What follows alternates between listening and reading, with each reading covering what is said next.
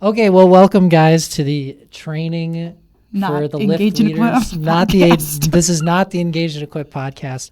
We're filming from our new studio, Woo! which is exciting. And this video is really aimed to help leaders grow in their ability to lead, and it's to help equip those who are coming in for the first time. So if you're a leader who's been leading in the student ministry at High Point for a while, some of this will be a review for you, but it'll still be really good. This is like the fundamentals, the basics. And if you're brand new to the ministry, this will be really helpful for you because it's going to be brand new information that you need to know. So to start, I'm just going to go over our mission. You can remember the High Point mission if you've been coming here for a while. It's to make disciples of Jesus through gospel connection, growth, and service. Substantive disciples. Mm-hmm. And the way we fit into that as the student ministry is we make disciples of students. And we should say to our names. I'm Paxton. I'm the student pastor. And I'm Brittany. I'm the director of middle school and of women. Wonderful. So that's who we are. But our mission at Lift is this one. It says, our mission is to lift students up the mountain to help them to know God, experience his love through his word and spirit and community, and to empower them to invite others to know God's love in turn. So you heard there 3 key words and an analogy. So we have this cool symbol. It's on my shirt. You probably can't see it, but it's a mountain. It's supposed to be Mount Sinai. Mm-hmm. And our mission is to be kind of like a lift, like a ski lift that takes children or students up the mountain to meet with God. That's what we want to do. And we do that in 3 ways. We have 3 key words. What are they, Brittany? They are know, love, and invite. There you go. Know, love, and invite. So we're trying to know God and each other better. Mm-hmm. We're trying to love God and one another better. And we're trying to invite other people into that relationship of knowing other people and God better.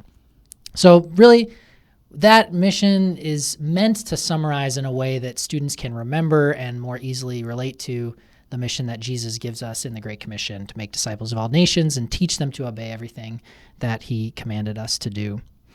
So if we're doing that well at our ministry, that means we should be teaching the scriptures well. We should have small group time that's intimate and deep. In those ways, we should be knowing God better. We should be learning to love one another and God through the power of the Spirit and through worship and through community. And we should be inviting non-believers into our ministry to get to know God and be invited into that. And we should be invitational of anyone who would come into our ministry to help them join into our community and our groups. Mm-hmm. So do you have any comments on any of that, Brittany?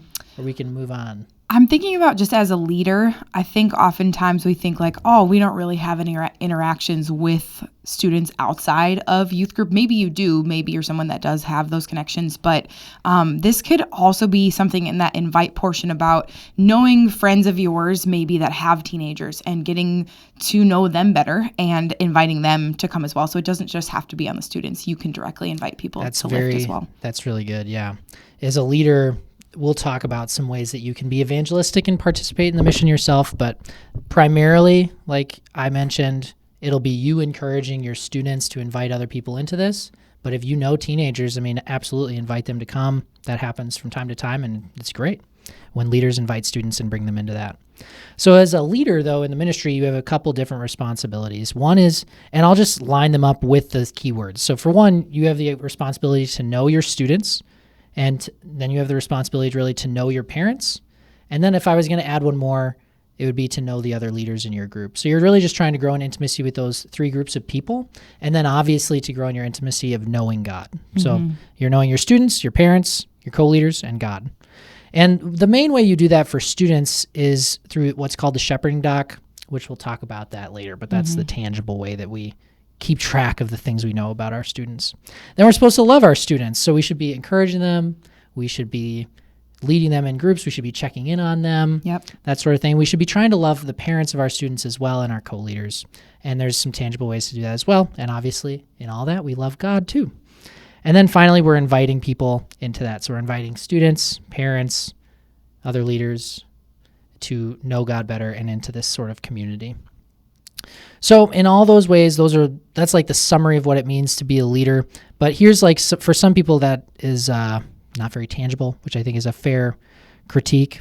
So here's what I've described as what success really looks like for a leader. It would be discipling the students that you have such that they know each other more and they know each other and God more, that they love each other and God more, and that they grow to invite others into that.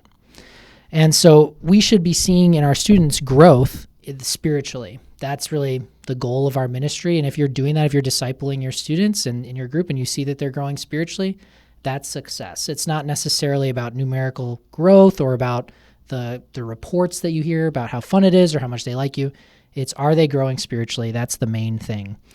And we've derived a couple of concrete responsibilities that make it so that you can actually achieve that goal.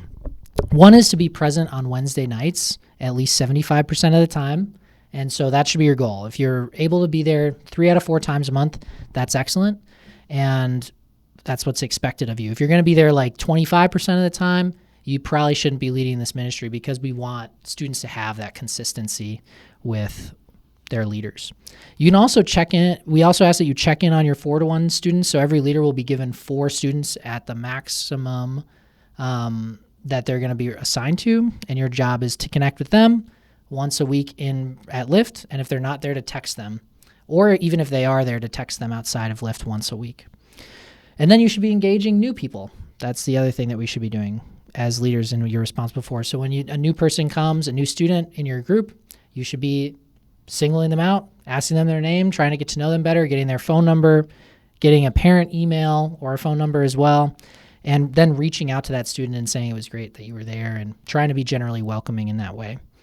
And then finally, this is probably the last, well, is this the last thing? You should and then finally, you should really listen to the talks and worship in the thing.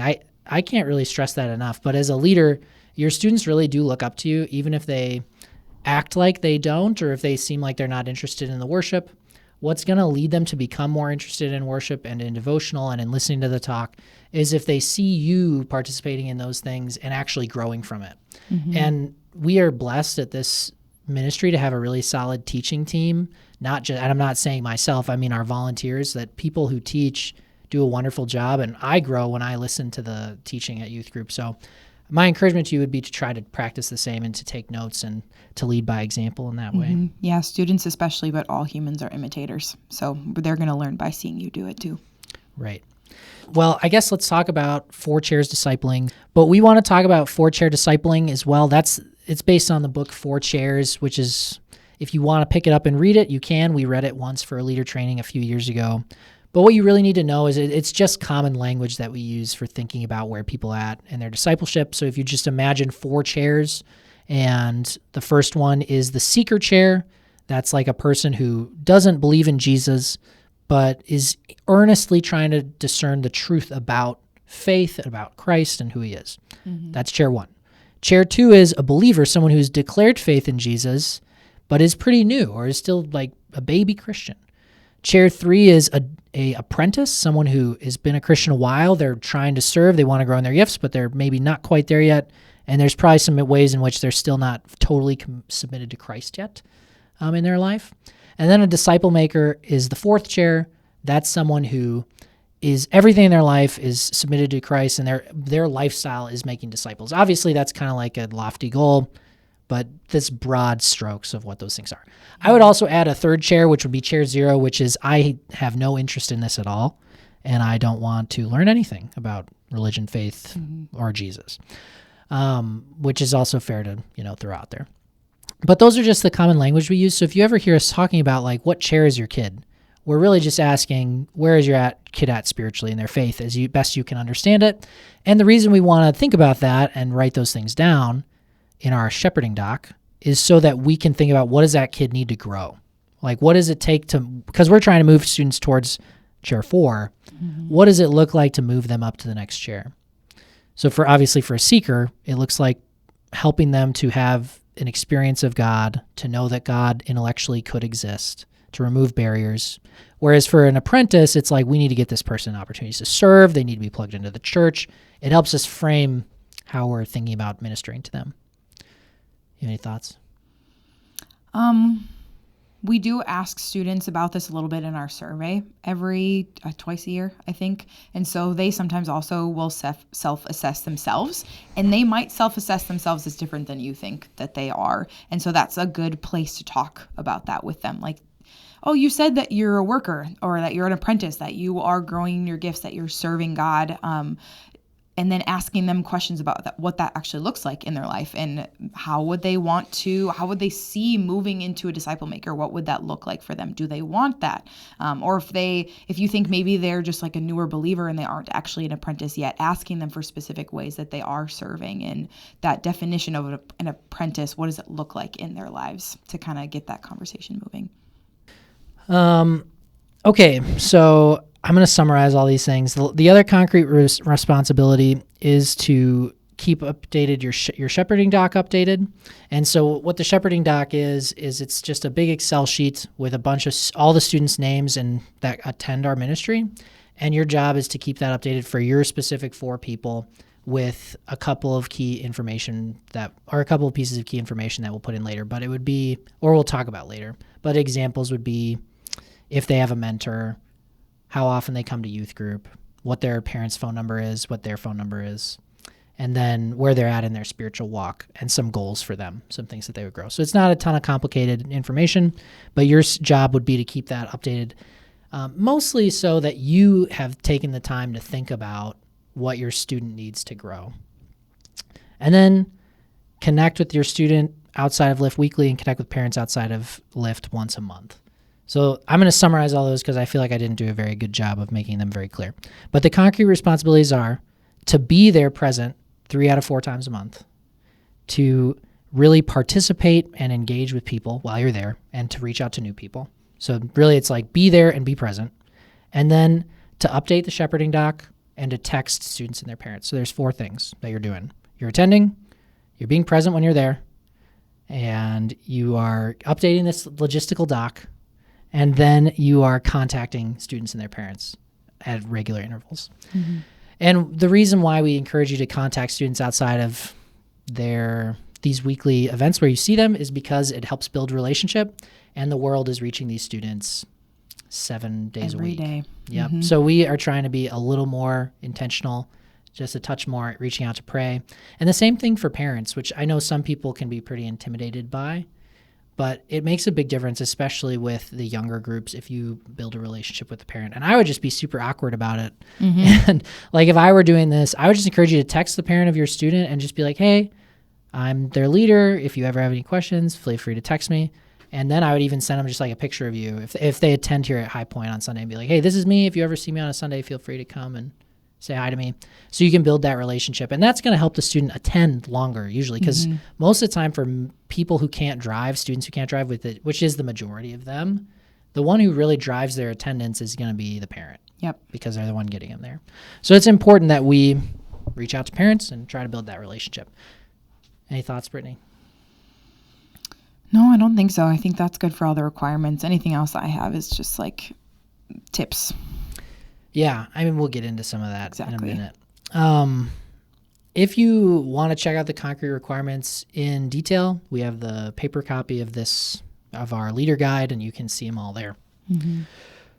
So we have all these objectives. We're trying to get people to know God, to love God, and to invite other people into the relationship with God. And so how are we going to do all these things? There's a really, I think, insightful study that was done. I forget the name of the guy who did it.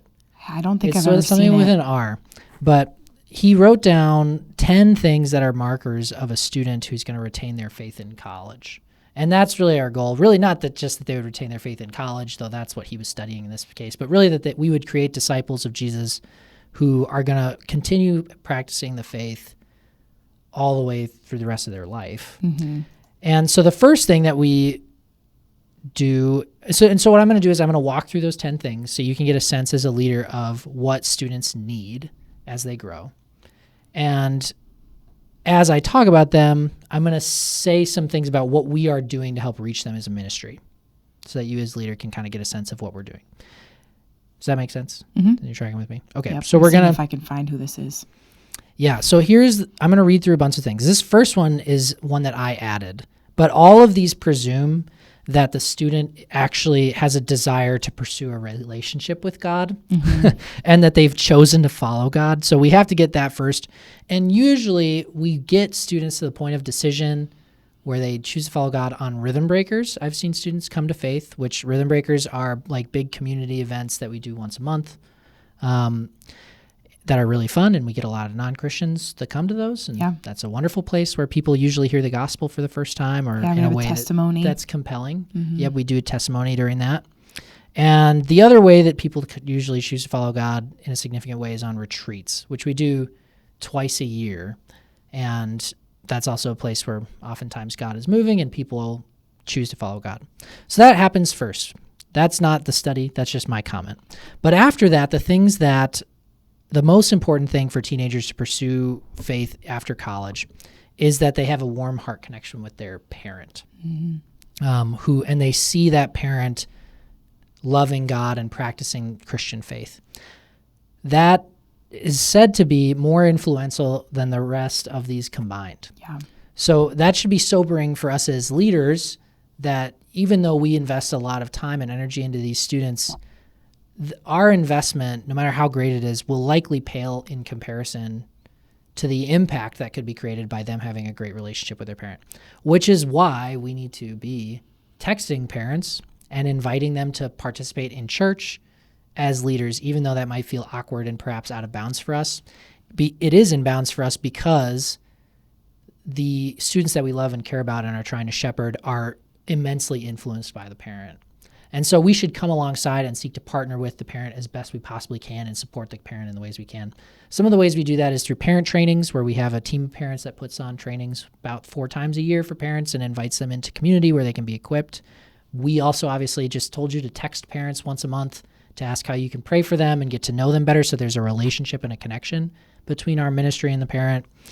And then this is like a bonus one, but we should be trying as leaders every so often, and Brittany and I are actually working on this right now as of the summer of 2025 or whatever it is, to get into the same events as students outside of Lift. So like going to a student soccer game, and then not just going to the student soccer game, but sitting with their mom and dad and chatting with them while you watch the kids' soccer game. That's like above and beyond. That's not a requirement. Obviously, I didn't list that in the requirements, but that's still a wonderful thing to do as a leader if you have the time and the energy to invest in students. So that's the first most important thing. Any questions, any comments about that? Great. No. The second most important thing is a teenager who shares a life-on-life relationship with a mentor who loves Jesus.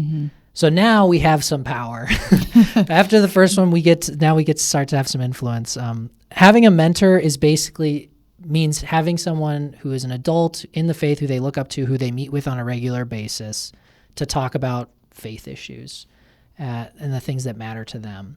And so this is really, it's supposed to be a cornerstone of our ministry here. And it's really the first thing we want to be pushing students towards when they say, I want to take the next step. I want to be growing in my faith. What can I do?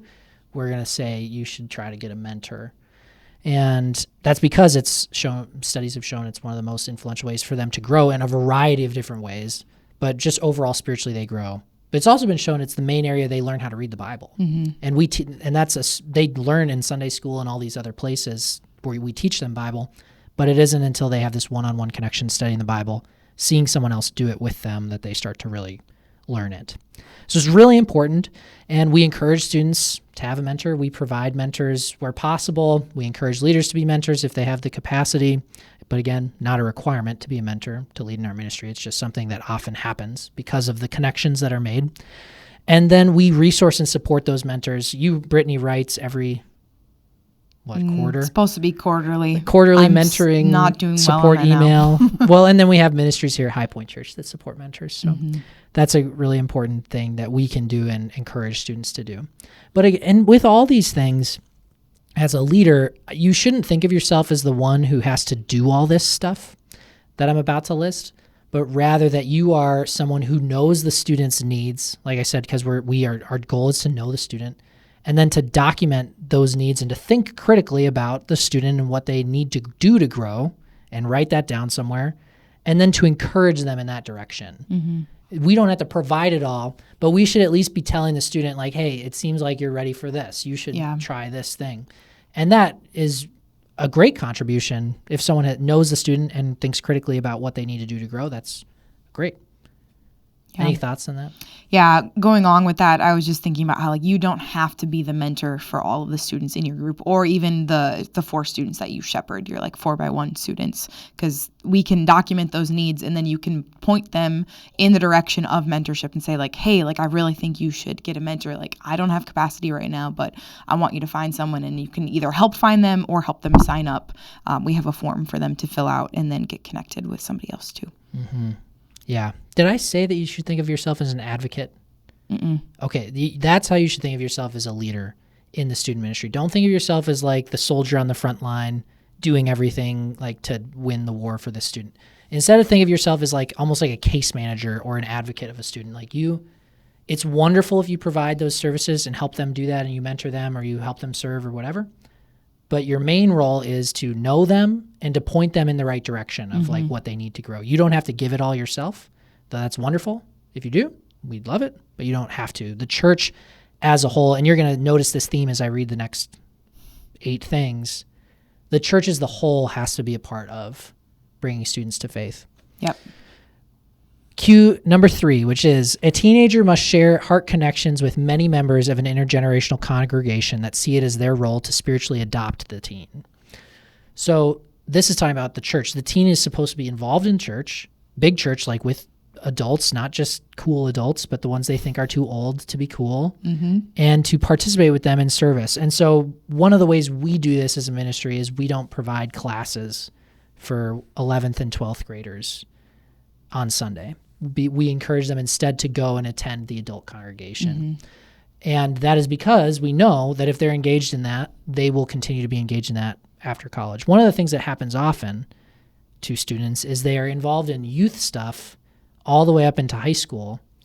And then when they lose that, when they go to the workforce or to graduation, and they've never experienced intergenerational church, they don't see a need to change that and to go into generational church. They just think they're done. Yeah.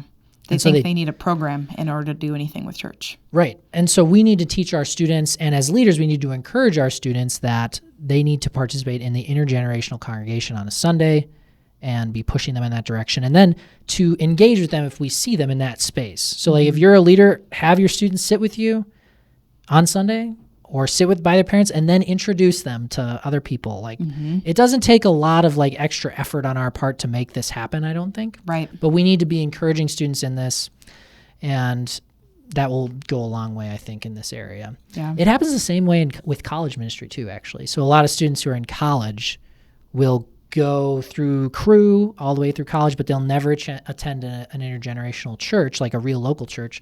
And then when they graduate college and they go to the workforce, they will stop going to Christian-related programming because they think there's nothing left for them because it's all they've known, really. And so we need to fight against that. Number 4, the student should actively serve within the body of Christ as well as outside of it alongside their peers. So that just means that students should be serving in their gifts. They should be, if we recognize that a student has worship gifts, they should be leading worship. If we recognize that a student has gifts with help service, we should be getting them into opportunities where they can be at the welcome table, help set up, where they can lead tech. And we should be recognizing those gifts in our students because everyone has a gift, as Paul has said in Scripture. We should be calling that out and raising them up into those gifts. You have any thoughts? I was going to say something about spiritual gifts, but that's number 9. Okay, well, I'll just say this means that if we do this well as a ministry, there will be lots of students serving their gifts in ways that are imperfect. And so we as a ministry, you'll notice that if you're leading, that there will be times that the worship team is not as good as perhaps what we could have conjured up if we had only adults leading it. But just remember, those adults became good by practicing. And so we are, in a way, a space that can allow people to develop their gifts. And that's true for leaders, too. Like you'll often see leaders in Lift growing in their teaching gifts in our ministry. And I think there's a degree to which we should accept lower quality stuff that as we're giving these people space to develop those gifts. Yeah. That's not to say they have an excuse to be horrible. Right. But you get the gist of that. We give them feedback and give them a safe space. Yeah, when we have have been trying to be increasingly intentional about that. So for you as a leader too, think about if there's an area you want to serve in that you maybe are like, I could grow in this area. this is an excellent space to do that, because in a lot of ways, the youth ministry or the student ministry here at High Point functions a lot like a Sunday service, in that there's many of the same elements of volunteering are happening. And so you can serve in our space and kind of develop those gifts, whether they're worship gifts or welcoming gifts or tech gifts or whatever they are. And we'd love to have you and have you grow in those areas. Okay, a teenager who actively participates in intergenerational worship on Sunday morning. Obviously, this one's a little bit overlapping with the intergenerational connections, but this is to say that they actually are participating in the worship on a Sunday. And they're participating in the service. They're taking communion. They're really singing the songs to God. They're really listening to the sermon. They're really trying to be a part of that worship session. And so for that, we need to teach students on Sunday or on Wednesdays, or when we have them, how to worship and what is a theology of worship, and why do we worship the way we do, and why do we sing these songs, and why do we read these hymns. We need to be seeking to encourage them in that so that they are able to participate on a Sunday. And then obviously I said this already, but we should be encouraging students to attend church. So oftentimes at Lift now, which is a huge blessing, we have more students coming who don't attend a church on Sunday, which is great. Maybe their family is Christian, but they're not a part of a local church. In those situations especially, you as a leader should see it as your prerogative to ask them what their relationship is with church, if their family goes, and if they're like, no, we don't go to church, you should be like, hey, come to church. And you as leaders should text their parent and unabashedly ask, like, you should come to church and sit with me. Often, I just read a book about this called The Great Dechurching, but for one of the main things that people say in this book, it was all about why people stopped going to church, but it also talked about what would cause people to come back. One of the main things listed for a specific group, which was, I think, dechurched evangelicals was the category. It doesn't matter. But for this main thing, they said, what would make you go back to church? The second most biggest thing was, the first thing was my friends already go to that church. And the second thing was if someone invited them. Yep. So it's for some people, and that's not to say that's everybody. Some people you'll invite and they'll be like, heck no. But for some people, they just need an invitation. So put yourself out there and ask. And you should get to know the obstacles with your student at least. Ask them why they don't go. If they're like, I'm not going to do that. You're their leader. You get to ask, why don't you go? All right, we'll just move on to 6. Technical difficulties, maybe, but it's fine. Do you have any thoughts on what I just said before everything broke? I think the thing I was thinking about, the difference between number 3 and number 6. Oh boy, the difference between number 3 and number 6. The heart connection with an intergenerational congregation, that seems to be like the impetus is more on the congregation adopting the teens, spiritually adopting them, and then 6 is more so on the students 5. The participation in intergenerational worship, that's on the student to actually be involved and coming to worship on Sundays. Okay, that makes me think like a big thing, especially for young men, is like teaching them why worship is good and not boring and masculine in some ways as well, which is partly on the church. We sing a lot of girly songs. But anyway, there's a lot to be said there, but we don't have time. Anyway, number 6, a teenager who knows how to correctly interpret Scripture and pray and takes responsibility for his or her own spiritual growth. We teach this in a lot of ways. I mean, this comes up a lot, but we teach this at Lift, and all our sermons, they should be biblically based, and we should demonstrate how we're coming to our conclusions from the Bible, teaching them to review Scripture. We teach this in our fundamentals class on Sunday mornings for 6th and 7th graders. They basically do this the whole time. They study Bible and doctrine, and hopefully they're seeing that in Scripture. And then in the systematic theology and apologetics classes, it's still going to be coming up because we're going to be teaching the Bible, and it's our conviction that the Bible is authoritative and clear and, all the things. We think that it's inspired. I can't think of all my other key doctrinal words right now. But we believe in the authority of Scripture for our faith and practice and that it's sufficient. So we should be referencing it a lot and teaching them how to learn it. And hopefully this is coming up in small groups as leaders. Like if your students are talking about a given topic and you don't know what to say about it, you should be like, guys, let's consult the Scriptures about this thing. Or maybe they don't know the answer, but you do, and you should say, let me show you this in the Scriptures. Like this should be where we go and teach them to go to find knowledge about God and about how he wants us to live. You have any thoughts as the runner of the fundamentals class? I do. I was just talking to a leader actually that was telling me about how he was surprised. He's in college right now and he's surprised by how few people actually know how to read their Bibles. And so the fact that we were teaching the SOAP method, the scripture, observe, apply, and prayer, or inductive Bible study and doing the OIA, observe, interpret, and apply, that's not something that they learn until college sometimes. And so us getting to teach them how to do that now is really important. And this leader was so excited. He gave me such great feedback. He's like, keep doing this. This is so great.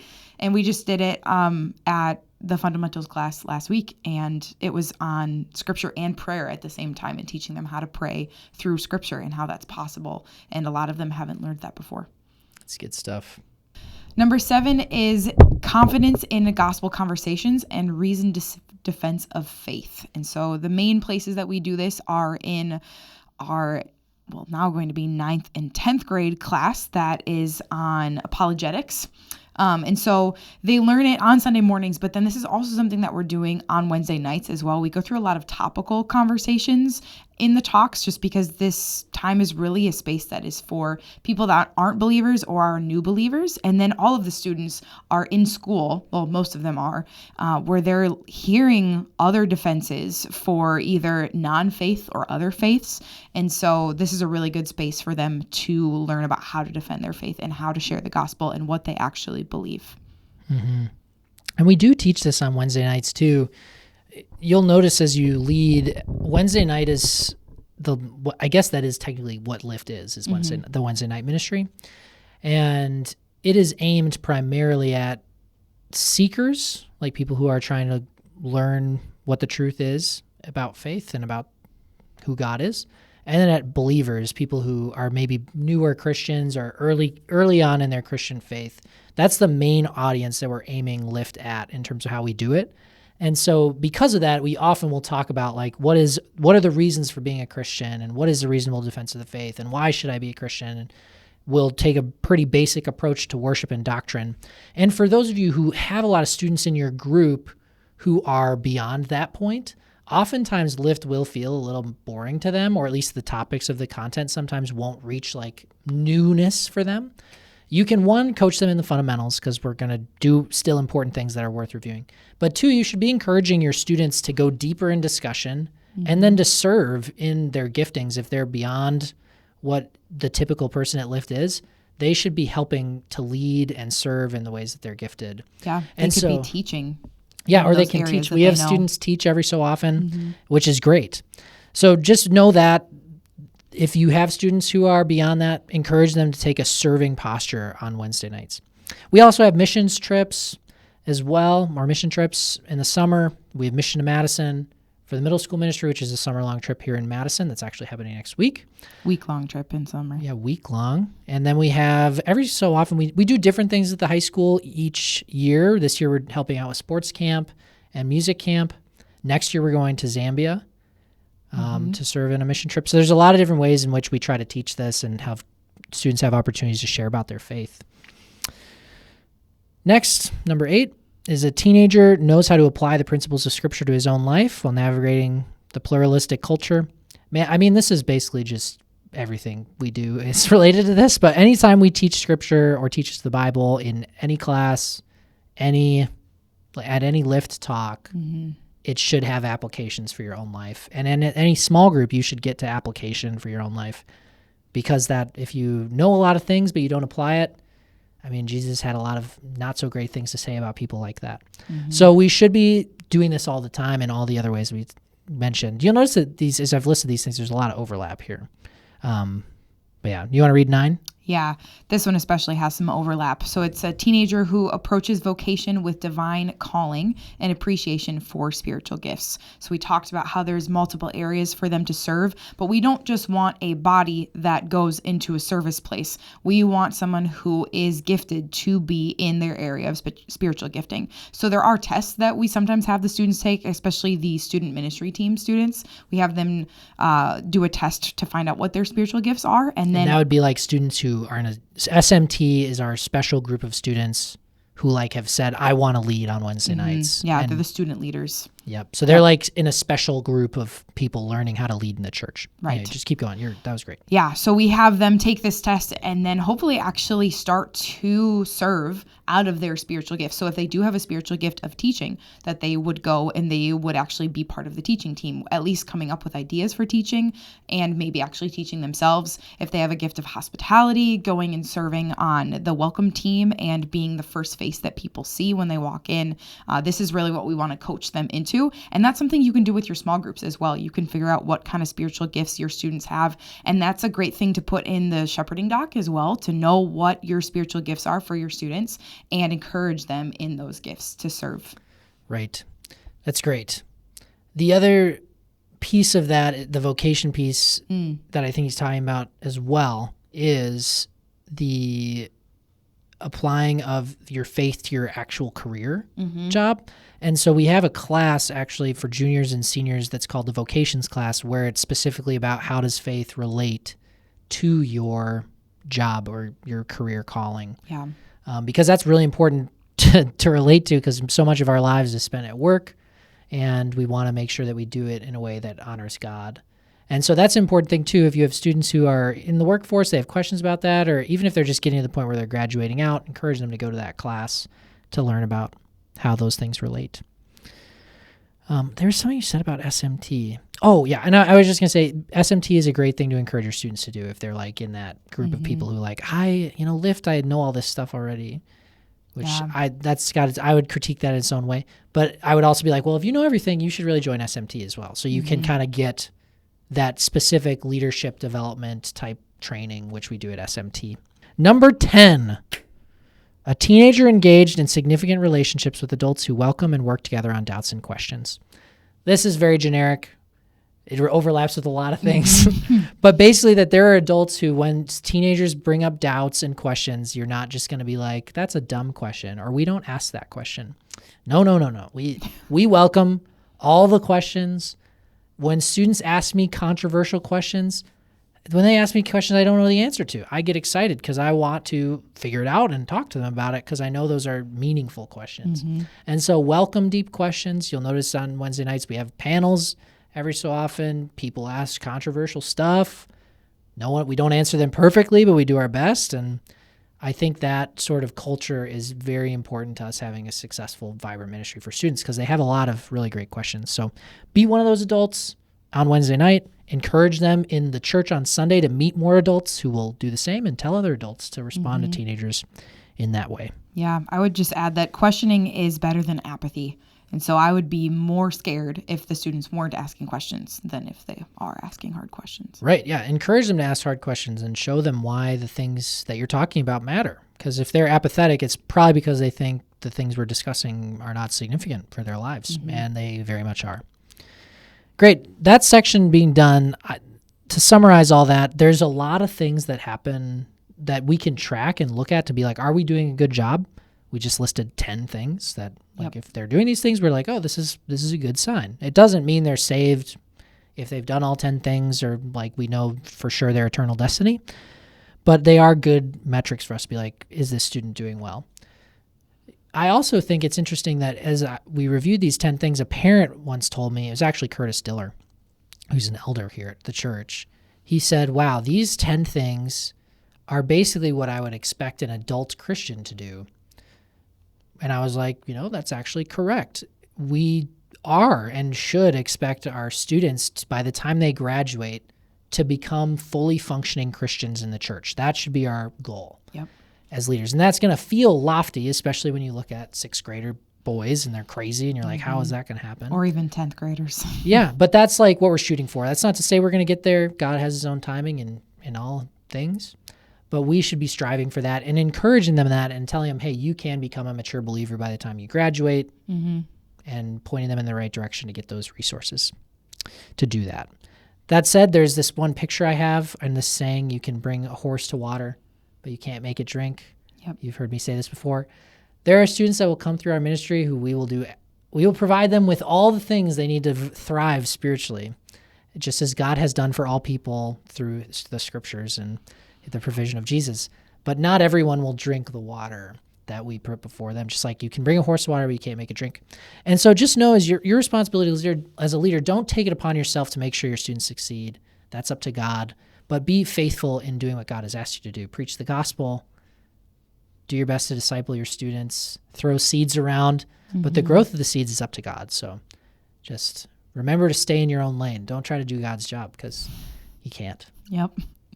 All right. He'll do a much better job. He'll do a much better job, and it'll make you much better at your job if you Stay do in just your what lane. you're doing, which is trying to make disciples in the way that you can. All right, great. Small group management now. We're going to do this is the pro tips section. So between us, how many years of youth ministry experience do we have? I started in 2018. I started in So- 2014. No way. Mine That is can't be 7. right. Oh, it is right. Wow. I'm ancient. I started in 2015. I'm going to say 2015. Okay, that's 10 years. And Okay. so that's 17 years between us. 17 years of experience. So we're pretty experienced. We have some good tips, I think. We're still actually pretty young, though. That's not that We long. are. Yes, But we have been doing this a while. So here's some pro tips. Firstly, about small group management. I always have said you should start with an icebreaker when you start your small group. I always ask a dumb one, like what animal would you ride in a battle is my favorite one. Or you could do highs and lows. Do something social at the beginning of your small group. That's a good thing. When you're leading a small group, start fun. Keep it short and sweet, but do something fun at the beginning. Yeah. You got a pro tip too? We could just go back and forth on pro tips. Just in general. Sure. Pro tip, we talked about this at Engage and Equip, but forming rules within your small group that your small group all agrees with and creates together, because they're going to be much more willing to actually follow those rules if they created them themselves. So clearly have some kind of like guidance, but like write down like a group, I don't want to say like law, but kind of like structured rules for each of your groups. That's what I was thinking. A contract that you all sign to say like, this is how we're going to respect and love and care for each other in this group, so that if they're not following that, you can come back to it and have it every week with you and be like, you're not following number 4 right here. And then maybe have a consequence for it. I know some groups have their students walk and take a lap if they say something that's kind of out of line. But that's been something that I think has been really helpful and less anxiety producing if they know what their rules are, and then you can come back to them. Yeah. For guys, maybe just setting a goal too can function in the same way, being like, what are we here to do? We're here to, ask deep questions and grow in relationship with each other. And then you can just be like, are we fulfilling the goal right now? But having some objective standard that they've agreed to is going to make it a lot better for you. Because then you can appeal to the thing they already said they want to do instead of just being like, guys, this isn't what I want to do. Yeah. You can instead appeal to what they think is for the best. So that's a good way to start your small group. You can also revisit that stuff regularly. If you've already been leading a while, you can be like, guys, I think we should do this to help us be more intentional. Let's make some sort of document or statement about what we're going to be trying to do here. For questions, I like to do, well, firstly, one pro tip is use the questions that leaders make. I've heard through the grapevine that a lot of our leaders don't use the questions anymore. Oh, sad. That might be my fault, because I used to be like, who cares? But you should use the questions that you are given by the teacher because they thought about them specifically for a while. So they're probably going to be better than you. The questions you make up on the fly, the ones that are given to you are probably better. Yeah, I think what you were trying to say was like, if your group is really not doing well or not like didn't listen to the talk at all, like go play in the gym to get the 6th grade boy energy out, or like talk about a hard thing maybe that's going on in one of your small group members' lives. But for the most part, these small group questions are meant for you guys to have deeper, applicable discussion. The small group questions are like the rule, and then there's exceptions to the rule. That's what I was thinking. Which I may have overemphasized historically. But it's totally true. If you have people who are rowdy, go to the gym, play 9 square, and every time someone gets out, make them answer a question about the talk. Do something fun like that. Be creative. Or, if the questions just aren't hitting, then you can kind of go on the fly, but just trust the process a little bit. It's okay to skip questions or move on from them, but also be uncomfortable. Like, it's okay with being uncomfortable, or being comfortable with silence is some advice I would have, is like, they're not necessarily going to say something right away, and that's okay. You don't have to answer every question. Just sit in silence. I think we said like 7 seconds, right? Yeah, they say that it takes an introvert 7 seconds to generate a thought. Like genuine, like if you stop before then, they may have had a thought, but they didn't have time to like really put it together in a way that they felt confident sharing. So count to 7 Mississippi. It'll feel really long. Sometimes I go even longer, just because I'm Especially like, with a deep question. yeah, I'm like, I'm just gonna wait. I don't care. Yeah. And that's fine. And you can tell them that. You can say, I'm just going to wait here until you guys have an answer. Yeah, that's great. Do it. Be comfortable with that. And then break up really small. This is another pro tip. If Yeah. you have 4 leaders in your group and you have 12 kids, don't have a group of 16. That's just, oh, it hurts me so bad when I see that. And I know I can feel the criticism through the camera that people disagree with me, but it's just better. It's just better. You'll be able to have deeper conversations, really hear what students have thoughts on. You're just going to be able to do so much more if you split up the group instead of wasting so much time having everyone listen to Yeah. one individual. So split up small. If you have a lot of leaders, split it smaller. That's the rule. There's exceptions, but you should be trying to do that most of the time. Yeah, your students might be angsty, but eventually, hopefully, this will help them open up better because maybe they don't want to split because they know that they won't have to talk.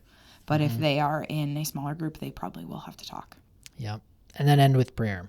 I think that try to get to prayer. Prayer brings out usually, well, one, prayer is really bonding and brings people together, I think, but it also brings out what's really going on in people's lives. So, and you don't have to pray about the content, though that's a good way to start. Like, be like, how should we pray about this content? But also, how can we pray for you just generally in your life right now is a good way to finish things up. So I would, about 10 minutes before things end, I would move to prayer. All right. I'm going to tie, here's a different section, but more pro tips. What, Brittany, should we do if say another leader is bugging me and I don't like him? Like you're a leader and you don't like the leader that's I said that in a way that was unclear. What if I have a conflict with another leader? What if a leader does something that I think is wrong? Should I good question. tell Paxton on them? I think biblically, not right away. Is that what you're going for? Okay, Yes. great. I was like, I think we're on the same page here. Yeah. So the way I like to first think about conflict is thinking about it from the lens of Matthew 18, where Jesus talks about how we're supposed to go through conflict with other believers. But the first thing I think I would do is if you're really frustrated about something with someone else, first take it to God. Because if it's really bothering you, it might just be you. It might be something that you have to deal with on your own. But if it is something that they are doing that's like outright wrong and you notice that from like your time in prayer and you're like, okay, I still feel like I need to bring this to that person, then I encourage you to bring it to that person directly and just on their own in a place that is safe and comfortable for both of you, and not bring it to me or Paxton or your other co-leaders right away.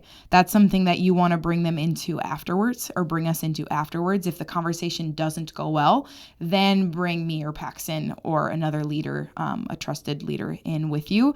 That's the way that Matthew 18 lays it out. But if that first initial conversation goes well, great. Then hopefully you have a better relationship with that leader. I know you might be uncomfortable with having conflict conversations, but this is the biblical way that God has taught us how to do it. And so it normally goes better and the other person feels more respected if you go to them instead of bringing a mob with you. Yeah, that's great. Yeah, go to them first, try to hash it out. Doesn't work, bring in another person to kind of help mediate. That doesn't work, then you can involve Brittany and I. But if you come to us and you're like, hey, I got this issue with this person, the first thing we're going to say is, did you talk to them about that? Unless it's like, there's obviously rule, maybe exceptions. If something really horrible is going on, we want to know right away. But if it's just like a standard conflict, then we're going to be like, did you ask them? And if you didn't, we're going to say, well, probably should start there. Then let me know how it goes. Great. Speaking of zero, things that we would want to know about. Oh, last thing on leadership about other leaders. Sometimes in youth ministry, there's that one leader who's just really flippin' awesome. You ever met that person? In ministry, there can be that one person who's just like really great. And the students love them. And they're like the right age and the right level of coolness. And everyone wants to be that guy's friend or that girl's friend. Sometimes that can be frustrating. But as a leader, you should actually have some sense of like joy about if there are students who are attracted to this person and the reason they're attracted to them is because of that person's godliness. Like obviously there's, if the reason they're attracted to them is because they're doing things that are bad, not Worldly. good. That's Yeah. not good. But if they're attracted to that person is very godly and is pointing them to God, that's actually good, because there's this rule of 5 that's talked about in student ministry as well, that a student, for them to really thrive in student ministry, they need to have not just one leader that they look up to and connect to, but 5 people, adults, who they connect to and look up to that aren't their parents. That's in addition to their parents. So it's a group effort that we all should be wanting students to connect with adults and grow. And so be comfortable with introducing students that you really care about, some of your 4-to-1 students, with other leaders that are great. And if your students connect well with other leaders, don't be possessive, but be excited about that, because it's a really good sign for that student that they're connecting with multiple leaders who are godly. And so just know that that's going to happen, and that's okay. And some leaders might be more, charismatic than others, and that's fine. Just like Paul says, we all have different gifts for different reasons. That doesn't undermine the importance of what you're doing or your role in that student's life. It's actually positive that because truthfully, if you're honest with yourself, you don't want to bear the burden of that student's whole life. Oh, yeah. Brittany knows what I'm talking about. Yep. It's terrifying. It's not good. So you want to have multiple adults that the student's talking to, that you can share this load together. And if you need help too, like, don't be afraid. Like, one of the first things I'll do with students when I connect them is I'll be like, have you met this other person who's also has thoughts on this? I just did this with Nate the other day. I was like, I told a student, I was like, have you talked to Nate Latinen? Because Latinen, oh gosh, he's going to be mad at me. Nate Latinen, he's great. And I introduced him. And that's good. So have that attitude. Introduce them to other people. Get them involved in community. Yeah. And again, if that is something that's stirring in you, that you're like, whether it's like jealousy, whether it's like comparison, take that to God too, and be like, God, this is hard for me to be around this person, or to be around these students when they're noticing this person. I really do think that he can help turn that for good in you. Great. Well, let's get into some youth discipline stuff. First, I just want to say that as a leader, you have the authority to exercise discipline to a certain extent with your students, and you want to be able to control your students, what they're doing. So some appropriate disciplines that you could exercise would be a warning. You could tell them if they're doing something wrong. First, give a warning and say, hey, what you're doing is outside of the rules of Lift and like what we're about. You could appeal to the no love invite stuff. Be like, is what you're doing act of love? Is what you're doing inviting towards other people? And you can say it's not, and then point that out to them. If you can think of a tangible punishment for that or discipline that would be appropriate, like some groups have a relationship with their students where they can make them take a lap, that's fine. I don't think every leader is going to have that kind of authority or feel like they can do that. But that if you guys have sorted that out, that probably would have to be done through some sort of group contract, like we said earlier. So that would be the expectation. Like if someone is talking over someone else in small group, if you've ordained in the past that if that happens, they have to do 20 push-ups, wonderful. Then that's great. But don't just like arbitrarily enforce punishments on students, because that's not going to be welcoming or fair probably.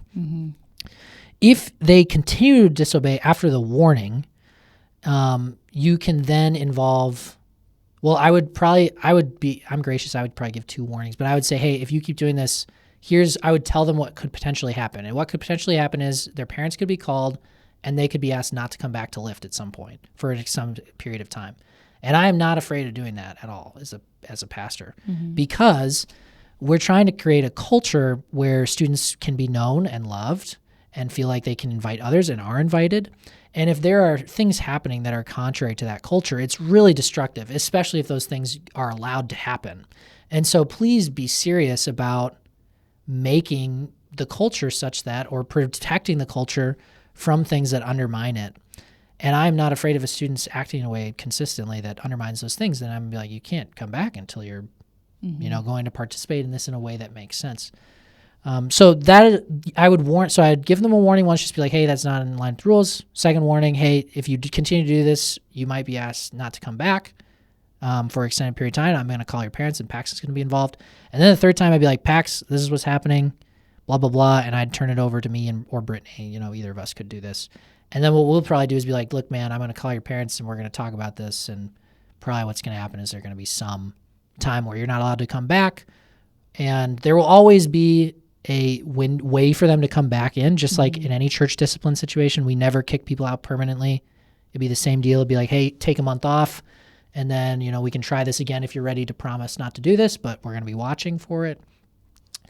But that's going to be the series of things. So don't feel like that's outside the realm of possibility, and try to communicate that in a way that's fair and loving at the same time. Mm-hmm. You have any thoughts on that? Yeah, I think something I was thinking about was I always forget what it's called, but just the way that teenagers' brains develop, they don't always understand how they are affecting the people around them.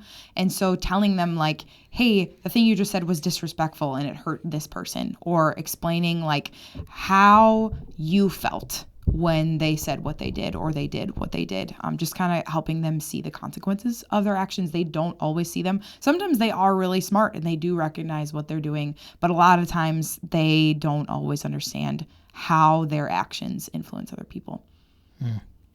Yeah, that's a good point. Great. There are a few things though that if like they happen, there are no warnings and like you need to talk about it right away with Brittany and I. That'd be things like if you see a student like touching another student in a way that's not appropriate, or even a leader touching another student in a way that's not appropriate, or violent actions, like if there's pushing, hitting, stuff like that. Yeah. That's not tolerated. And so like, even if it's like, we just would like to know about that, even if you're not, like if you're in question, like, should I tell them about that? You should tell us. If when in doubt, let us know. Same thing if there's like drugs being used, if there's weapons that you've seen, we need to know all that stuff immediately. And I'm talking like same night. Like don't wait till the end. Come get us during the evening. Same thing for verbal. Like if there's like some intense verbal attacks on other people, even if it's like not to their face, we need to know about that stuff. Because again, for one, some of that is criminal. But even the actions that like maybe would not be criminal are certainly undermining the culture that we're trying to build of knowing, loving, and inviting. So immediately let us know about those things. Brittany and I are both mandatory reporters, just as a heads up. So if you share something with us that's about violence or danger to someone else, we're going to have to report it. But I would not let that inhibit you from being transparent, because again, our role is not to be secret keepers for students, but rather to help them to grow. Yeah, and we tell them that too. And so, and this is like a whole other conversation, but like for your students, I would tell, if they're ever like, I have a secret to tell you, I would say, hey, like, what I can promise you is not necessarily that I'll keep your secret. I wouldn't say it this way. If they're like, will you promise to keep the secret? I would say, I can promise that I will do whatever I think is going to help you and like is going to bring you your true good and is loving towards you. And if that means that I have to tell someone to help you, then I'm going to do that. Yeah. And most of the time, if you share that kind of thing with a student, even if in the moment they say, okay, I'm not going to tell, usually later on they'll come back to you and be like, I actually still want to tell you about this. All right. So that being said, there's a couple other things that should be known to, or we should talk about relating to this. As a youth leader, you should just be aware that there have been many times in youth work around the United States where abuse has happened from leader to student, and even sometimes vice versa. But you should know that the state has chosen to adopt a policy that they believe the student, the child, even to the detriment of the reputation of the leader. Even if the allegations are not clear or even, not certain, they're going to side with the student and the child. And that is to protect the child. But that is just, and I'm not saying that's fair or right. I'm just saying that is what the state has decided to do. And so you should be aware of that as a leader in the way that you conduct yourself with students. You should do so in a way that's above reproach. Like, to take this to the biblical sense, conduct yourself in a way that's above reproach. And some examples of this might be, like, you shouldn't be wrestling with students, especially of the opposite sex. Even if it's fun and like they don't think it's a big deal, you don't want that to become a situation where the student says something happened and it's your word against theirs. That's bad. So you should just avoid that sort of behavior and not encourage that with your students. And I would even say, like, the other way around, it's risky to do.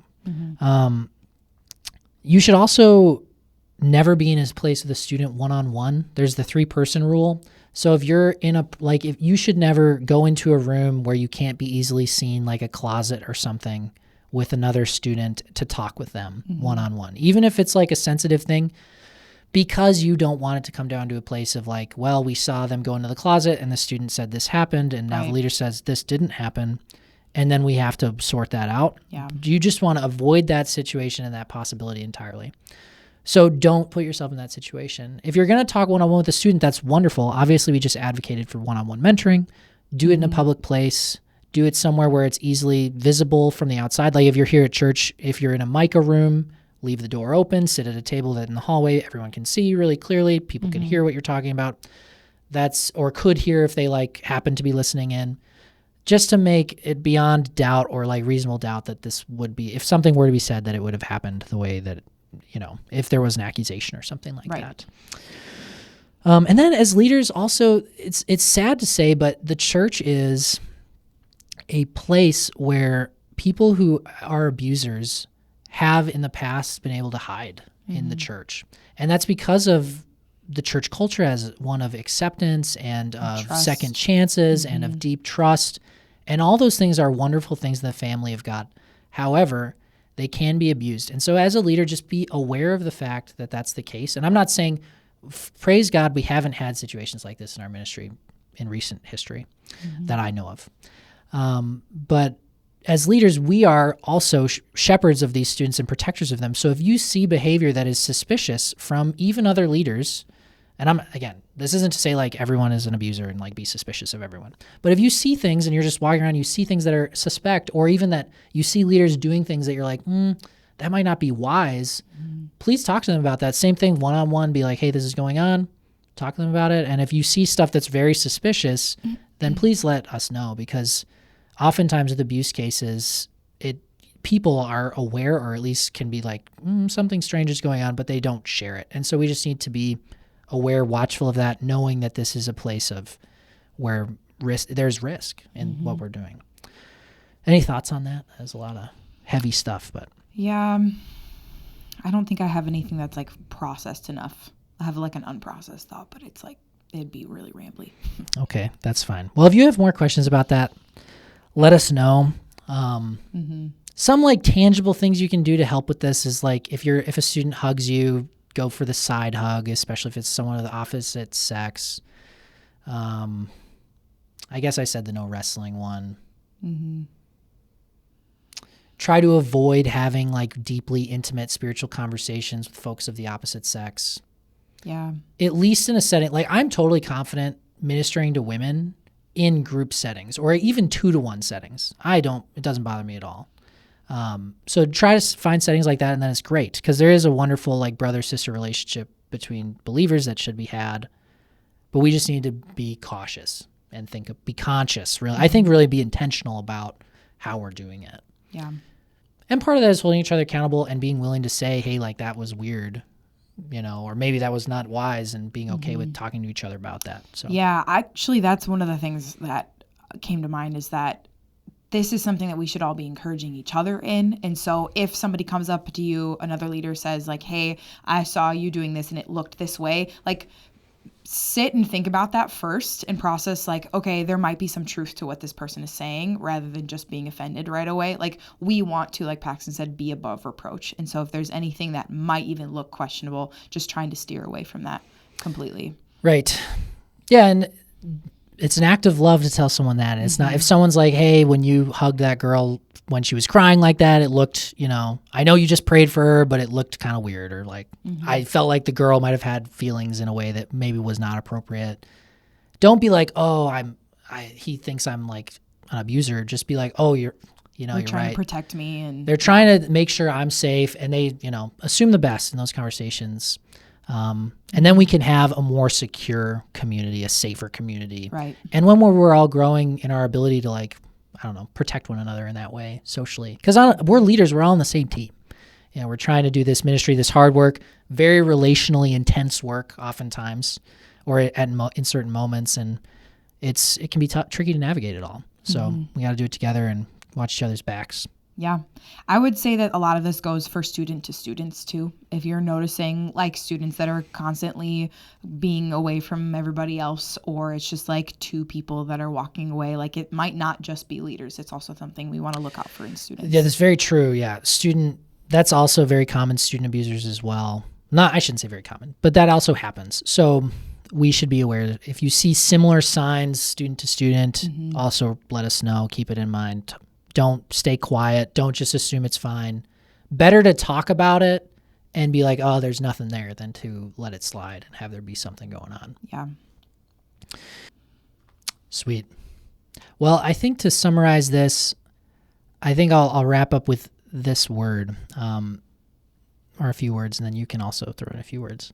But you are the culture makers of the ministry. You're the most important part of the ministry is the leaders. And so just know that we wouldn't be able to do this ministry without you. The work you're doing is incredibly important and meaningful in the lives of these students. And while growth is slow in students, typically there is a lot of growth happening, and students are the most common time where people declare for faith in Jesus is before they're 18. And so and even biblically it says if you raise a child up in the way they should go, they will continue on it. And so just know that your work is really meaningful, and your example is you are being watched by your students. And if you are really seeking to know God, to know other people, if you're really seeking to love God, to love other people, if you're really invitational in the way you act, they will follow suit and do that. And you should be encouraging students to do that, not just with your example, but really asking them to challenging them to grow in those ways. So just know that you have a lot of power, and it's a great responsibility. And so do so prayerfully, and with God's help, we can do a lot of good in the lives of these students. So for the sake of the kingdom. So we're appreciative of you. We're excited to work with you. We're excited to keep doing this work until the Lord comes back. Yeah. So we're grateful. We are. You have any other thoughts? I do, but I feel like thoughts? it's not like an encouragement. It just made me think, when you said they're watching you, we didn't say anything about not having them talk to other leaders during this time. We want them to use Lift as a time for them to get to know to get to know the students, but not I'll spin it as an encouraging way. You're going to love the other leaders. They're great. But use the time that you have, since it's so meaningful on Wednesday night, since you have this opportunity 2 hours a week to really bless students, use it to bless students. Yeah. Don't use it to chat up your friend. Text them afterward. Get coffee some other time. We love that. Yeah. But when you have the students there, it's meaningful. It's impactful. God's moving. He's doing things. Yeah. Be present. Be ready. Right. Be listening to what God is doing in their lives. Yeah. They want to know that they're loved and cared for and secure in their relationship with you. And so you have a really important role to actually show them that you love God first, and then out of that overflow, you can love them really well too. And you might not see that fruit right now, especially with those of you that are leading in middle school. I know it can be really hard, but I know some people now who are adults that are reaching out to their youth leaders years later and thanking them because of what they are now experiencing in their lives. So you might not see that fruit right now, but please know that it is still for the kingdom.